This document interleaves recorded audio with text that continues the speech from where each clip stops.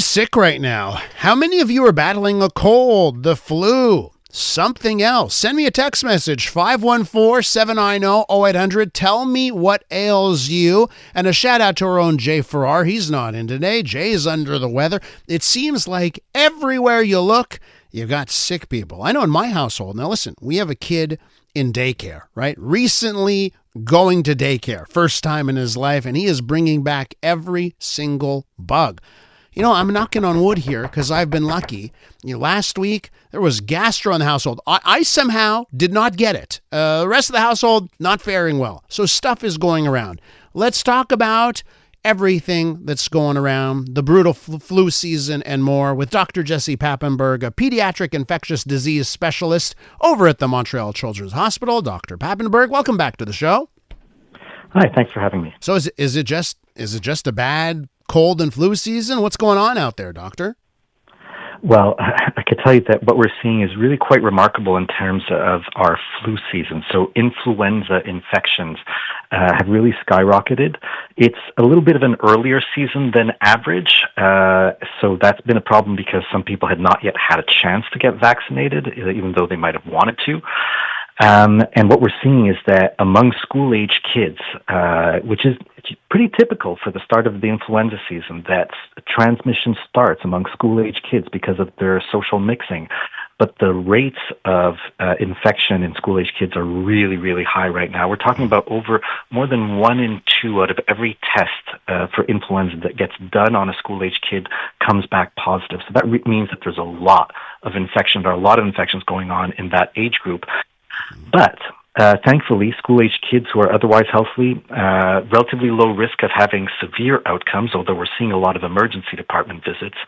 And what we're seeing across Canada, though, is that year in, year out, as usual, the people who are most vulnerable and wind up getting hospitalized due to an influenza infection are the elderly, 65 plus. So we're starting to see more and more transmission in that part of the community, and that's what I'm really concerned about right now. And can I just ask you, and I know you brought up the elderly here, but in Ontario, right, I'm reading about 3 children between the ages of 5 and 9 dying because of the flu. Is that abnormal? So, I mean, first of all, obviously, it's a tragedy for these families to lose their child due to an infection in Canada. But unfortunately, year in and year out, due to influenza in children, there are roughly 5 to 10 deaths per year. So we know it's infrequent, but it does happen in kids in Canada to die from their influenza infection. Most of these children who do die have an underlying medical condition that puts them at risk. We don't know about these 3 cases in Ontario yet, about their circumstances, were they vaccinated, that they have an underlying medical condition. But nevertheless, we were part of a study that showed that among all these deaths in kids in Canada, there's 1 in 4 that had no known risk factor for severe influenza infection. So unfortunately, flu is not just another cold, and it can lead to bad things like hospitalizations and even death in otherwise healthy kids.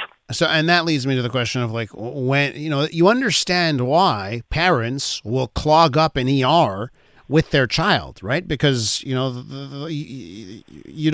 want to avoid those worst case scenarios, right? So what's the message to parents on when they do actually need to bring their child to the ER if they've got the flu? Well, if I will talk about that, but just before I say that, what we would hope for also is that families will clog up the immunization clinics and get their kids protected at the start of the season, but especially for children with underlying medical conditions that put them at risk for more severe influenza infections. But that being said, now that if your child does get sick, some of the danger signs, some of the warning signs that mean that you should seek medical attention are babies during their first 3 months of life. Any fever could be a sign of a serious infection, whether it be influenza or a bacterial infection, and that requires immediate medical attention. Once the kids start getting a little bit older, the warning signs are fast breathing, difficulty breathing, lethargy, so really like a kid's knocked out even in between the fever spikes, and signs of dehydration such as dry lips, dry mouth, and no longer urinating. These are danger signs that warrant an immediate emergency department visit. Let me ask you about the flu vaccine and how successful this year's vaccine is. I know every year it's different, right? On how on how effective that vaccine can be. Do we have any early returns on this year's vaccine? Right. So you hit the nail on the head that it varies from one year to another in terms of the effectiveness. But if you average it out over several years, what studies have shown, including some coming out of Canada, is that the flu vaccine reduces the risk of medically attended influenza or hospitalization or death by about 50%. So 50% is like we'd like it to be better than that.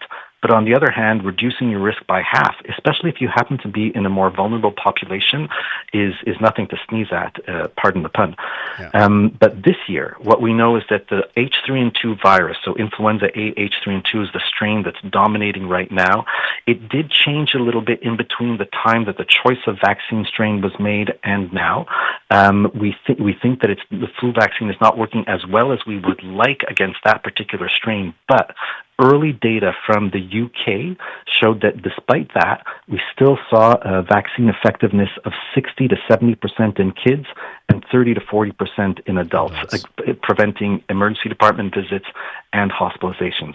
So considering the amount of flu that's going around right now, even that reduction is certainly worthwhile getting, especially if you belong to one of these vulnerable populations. Before I let you go, Dr. Papenburg, any other bugs of note that are going around? I'd heard that gastro was particularly bad this year, but is that actually the case? What else are you seeing? We are seeing some gastroenteritis. I wouldn't say that it's not a remarkable season, but it is the wintertime gastro is going around. But what I would like to highlight is that RSV, respiratory syncytial virus, has started to take hold. So in older kids, it causes just the cold-like symptoms, but it's the number one cause of hospitalization of children in their first year of life.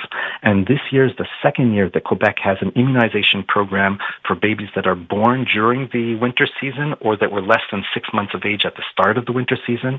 It's called nirsevimab. It's preformed antibodies to protect the baby for those first few months when they're the most vulnerable. It has an 85% reduction of emergency department visits and hospitalizations that we evaluated last year right here in Quebec. Dr. Papenburg, fascinating stuff, great information. I want to thank you so much for coming on today. Then my pleasure. That's Dr. Jesse Papenburg from the Montreal Children's Hospital. I'm Dylan Playfair. And I'm Tyler Smith. We're putting loneliness in the penalty box by talking to some of our favorite athletes about the importance of friendship. This is Bromance. Bromance is brought to you by Charm Diamond Centers, proudly Canadian-owned and operated. Charm has been part of your love stories and bromances for over 50 years. And you can find Bromance on the iHeartRadio network or wherever you get your podcasts.